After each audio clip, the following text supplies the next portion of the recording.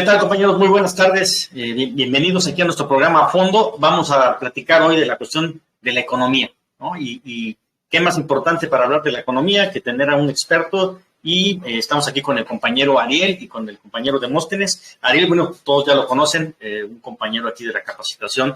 Hemos estado aquí desde hace algún tiempo. Nos reactivamos ahorita para estos programas. Y además de Ariel, pues tenemos aquí también al señor Demóstenes Lozano, al doctor Demóstenes Lozano, que es un economista, especialista, estudió en la Universidad de La Habana y también hizo una especialidad en la CEPAL, ¿no? En la Comisión para América Latina y el Caribe Económica de la ONU. Y bueno, pues vamos a empezar con ese tema. Vamos a primero de nada, que saluden nuestros compañeros. Adelante, Ariel, adelante, Demóstenes.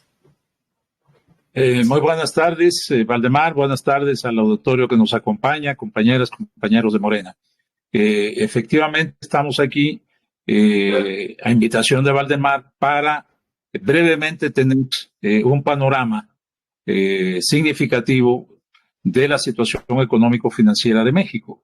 Y en ese sentido, pues, trataríamos de aportar algunos elementos para que los podamos comprender. La primera pregunta que nos plantea Valdemar, ¿cómo está el panorama económico-financiero en México? ¿Qué diferencias sustanciales tiene con el periodo neoliberal? Yo empezaría justamente por la primera cuestión. ¿Cuál fue la herencia que dejó el neoliberalismo al gobierno actual del presidente Andrés Manuel López Obrador? Habría que señalar que el periodo neoliberal comprende los gobiernos desde la Madrid hasta Peña Nieto, y que durante ese periodo las características de la estrategia y de la economía de México estuvo volcada en centrarse en favorecer a una élite del 1% de la población, dejando al resto de la población sin cobertura y posibilidades de mejorar. ¿En qué se tradujo eso? Bueno, se tradujo en que prácticamente se le exigió, y este grupo que estaba en el poder con los neoliberales, con Salinas de Gortari sobre todo, planteó que México iba a entrar a las grandes ligas si entraba al Tratado de Libre Comercio de América del Norte. Como todos sabemos, ese tratado lo que hizo fue realmente poner a disposición nuestros recursos naturales y sobre todo la mano de obra mexicana al servicio de las grandes empresas transnacionales de Estados Unidos y de otros países del primer mundo.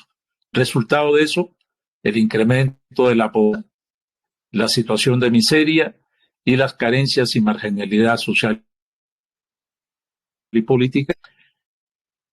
¿Qué pasó a partir de 2018 cuando entró en acción el gobierno del presidente López Obrador? Básicamente, pues, revertir todo lo que se había hecho durante el periodo neoliberal. Aquí habíamos que señalar tres cuestiones fundamentales en esta estrategia de reversión que hizo el gobierno del presidente López Obrador, ¿no? Básicamente, pudiéramos decir, los ejes fundamentales de esta estrategia fueron las siguientes: el fortalecimiento de la red de protección social en favor de la población que habían sido desatendidos durante el neoliberalismo y que estaban en condiciones de pobreza. ¿Cómo? A través de los programas sociales implementados por la Secretaría de Bienestar, programa de jóvenes construyendo el futuro, programas de apoyo a adultos mayor, programas Sembrando Vida, las becas Benito Juárez, etcétera, etcétera. La escuela es nuestra, ¿no? La escuela nuestra y demás. Otro de los ejes, o el segundo eje, es el que estuvo determinado por las reformas que se hicieron en materia laboral y de política salarial, las cuales propiciaron una mejor distribución del ingreso en beneficio de la clase trabajadora, ¿no? Básicamente aquí pudiéramos hablar que dentro de estas reformas fue la de que se incrementaron los salarios reales de un nivel de 84 pesos que había en 2018 a un nivel ya de más de 200 y tantos pesos en la mayor parte de las zonas del país, y en la zona fronteriza incluso es mayor, ¿no? Esta medida es muy importante porque efectivamente benefició a las clases trabajadoras. Y por la otra parte, el tercer eje fue el impulso con los llamados proyectos de infraestructura, particularmente en la región del sur y sureste del país, con, primero el AIFA, la construcción del aeropuerto Felipe Ángeles en el DF, como una alternativa incluso a la propuesta que tenían los liberales con el aeropuerto de Texcoco, el canal transísmico, la línea ferroviaria del canal transísmico, la refinería de Dos Bocas para refinar y procesar petróleo crudo y no seguirlo exportando como materia prima al extranjero. Y no menos importante, la construcción del Tren Maya, que recorre varios de los estados del país, como Campeche, Tabasco, Campeche, Yucatán, Quintana Roo y Chiapas. En conjunto, estas... sí, perdón. Perdón, doctor. Sería interesante, por ejemplo, nada más hago una pausa aquí en uno de los ejes que planteaba, que es respecto de la cuestión laboral, ¿no? La política laboral mexicana, que es una reivindicación a los derechos de los trabajadores, no solamente por la cuestión de subir el sueldo, incluso también hay otros factores aquí muy importantes, ¿no? La ley contra el outsourcing, ¿no? Que tanto gritaban que era un problema, ¿no? Ese era un verdadero lastre para los trabajadores, que no nada más no les permitían llegar a un salario justo, ¿no? Que eso todavía estamos ahí tratando de ir subiendo, ¿no? Pero además no tenían ninguna cuestión de protección social, no había seguro social, porque la gracia de este tipo de empresas outsourcing era precisamente el evitar el pago de las cuotas obrero-patronales, ¿no? Entonces, una situación de un desfalco y una evasión de impuestos como la había con las empresas factureras y que han existido y que todavía lo están correteando por todo el mundo, ¿no? Están escapando. Inclusive son cuestiones que se han mejorado mucho, incluso en la recaudación de impuestos de este gobierno, ¿verdad? Y quería comentarle también, yo ahorita me gustaría su opinión al respecto de esta parte y también de esta otra. En los países capitalistas en Europa, o incluso los socialdemócratas, la política social de las empresas, que esas sí son muchas, socialmente responsables, se identifica mucho con cómo vas a dividir la utilidad, ¿no? Es decir, después de gastos, después de impuestos, hay una utilidad, ¿no? En ese aspecto, en ese movimiento, bueno, ¿cómo se divide la utilidad o cómo se reparte la productividad de una empresa? Bueno, se supone que a los trabajadores, una empresa socialmente responsable, pues vía salarios y prestaciones, pues les entrega un buen porcentaje de esa cantidad, ¿no? ¿Qué es lo que sucede, ¿no? Cuando en empresas en países como México, pues que en lugar de ser 50 y 50, nos vamos a un 90-10 o a un 80-20, ¿no? Y entonces nunca hay redistribución de la riqueza, ¿no? La única manera de hacerlo, y a lo que parece que nadie le quiere entrar, ni nuestros candidatos, es una reforma fiscal en donde se le establezcan, o sea, hay una redistribución de las tasas de impuesto sobre la renta para cobrarles más cantidad a los que más ganan, es decir, a las verdaderas grandes empresas, no a la empresa que tiene de utilidad 100,000, 200,000, 300,000 al mes, sino a las que tienen cientos de millones de pesos de utilidades, ¿no? Porque en realidad ellos, pues no hacen una distribución de la riqueza y en realidad no son empresas socialmente responsables. Adelante, doctor. Señalas es muy importante, es decir, no solo fue la política salarial, sino fue también la eliminación del outsourcing y establecer también de nuevo lo que ya se estaba considerando antes, que era el reparto de utilidades. Efectivamente, es decir, si las empresas tienen utilidades, tienen ganancias, la misma ley plantea que deben distribuirse estas con los trabajadores. Y eso había quedado fuera con las políticas neoliberales, de los gobiernos neoliberales. ¿Ya? Entonces, estos tres ejes, en resumen, pues dieron un vuelco junto con, otras medidas de carácter social y de carácter legal. Por ejemplo, el hecho de que también se legislara para que ya no se exentara de impuestos a las grandes empresas. Eso fue muy importante porque, ojo, el incremento salarial no generó inflación, como decían los neoliberales, de que todo incremento de salario generaba indefectiblemente incremento de precios. Se ha demostrado con estas políticas que ha implementado el gobierno que eso no es así, ¿no? De acuerdo. Entonces, sobre esta misma cuestión, ¿cuáles son las diferencias sustanciales? Bueno, pues esas. Es decir, que la orientación de las políticas económicas, las políticas monetarias, fiscales y de seguridad social en aquel periodo neoliberal estaban centradas en favorecer al 1% de la población y excluir al 99% de la población, particularmente a los sectores de más bajos ingresos. Por eso la divisa del presidente, por el bien de todos, primero los pobres.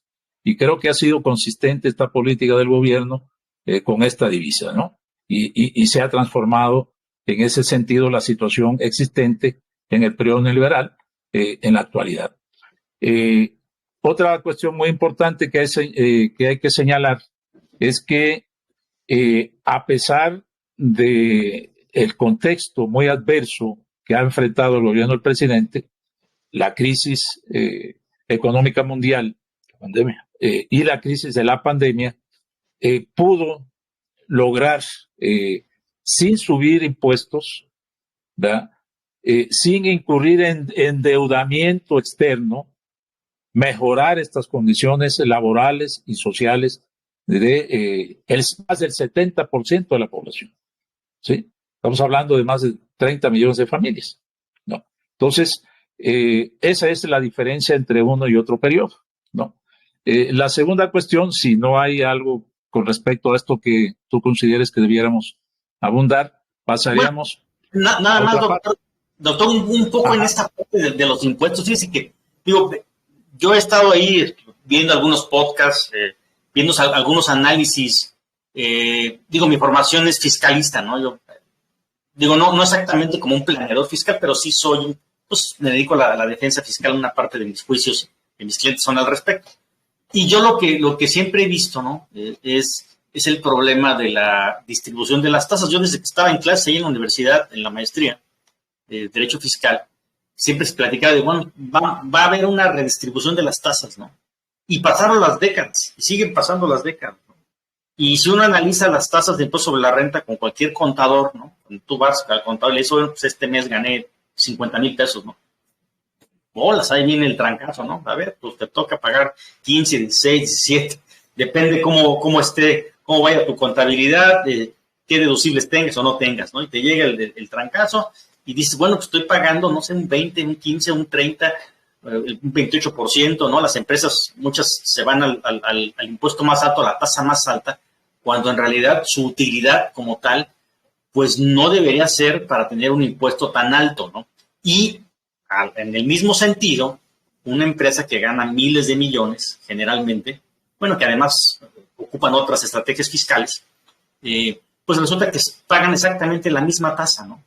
Cosas que no suceden en otros países en donde la redistribución de las tasas, que a lo mejor no necesariamente es un aumento muy grande, ¿no? Pero lo que sí haces es, bueno, le subo del 30 al 40 y a las multimillonarias les cobro el 40 y voy bajando el impuesto de tal manera que no pegarles tanto a esa pequeña, micro y mediana empresa que es la que en realidad produce más fuentes de trabajo, ¿no? Y son los que batallan más con las cuestiones económicas y a las que primero les llega la crisis, las empresas que más cierran. Esa es una parte importante que yo no veo, por ejemplo, digo, nuestro presidente me quedó claro que con la pandemia no podía hacerlo, pero creo que yo para adelante y viendo la situación, creo que se debería de pensar en esto, ¿eh?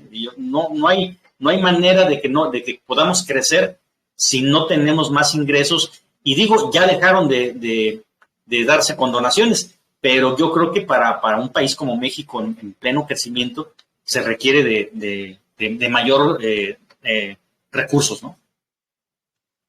Totalmente de acuerdo, Valdemar. Es decir, hay que señalar eso que tú implícitamente mencionas, es que la política fiscal no es progresiva, es desigual. Es decir, paga más impuestos la pequeña y la mediana empresa, e incluso los trabajadores, que las grandes empresas. Así es. Y esas, de alguna manera, ha tendido a revertirse con estas modificaciones que se hicieron a la ley, pero que, de acuerdo contigo, no es suficiente.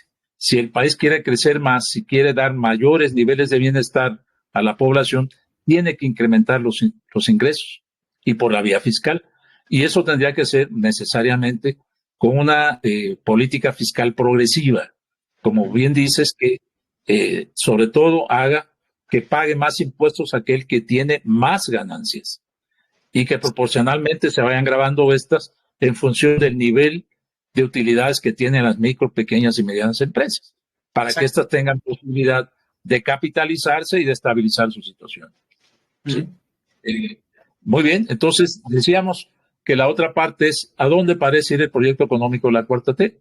Bueno, ya lo ha dicho la propia Claudia Sheinbaum, va a darle continuidad a las políticas del actual gobierno, mantener los programas sociales, impulsar las obras de infraestructura, consolidar las que ya están y complementarlas con otras que se tienen que hacer en esas regiones del sur-sureste o en otras que faltan también, ¿no?